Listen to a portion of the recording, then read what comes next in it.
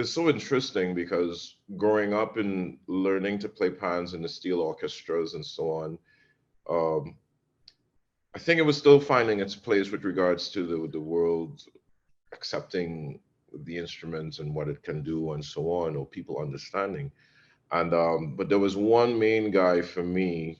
He lived in my area. His name was Ken Professor Fillmore, and Ken was one of those guys who, for me, was like a superstar growing up, on the television with commercials and traveling. And he actually was the first steel pan player to appear on Apollo, Showtime at the Apollo.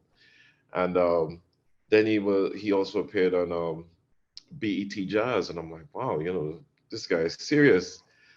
And I always wanted to play with him, but never had the opportunity to play with him until like I was like 17 years old. I was already knee deep into the whole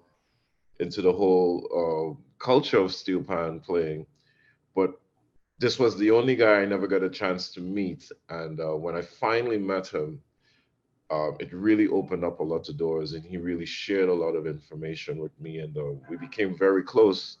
Um, for to the point that we worked for years and years, and he was into jazz so much that he always talked about improvisation, but not from a theoretical point of view, but more from a natural and personal point of view. So music wasn't to the form of like learning theory and all that for me. It was more of what are we hearing? Can we understand? Can we tell a good story?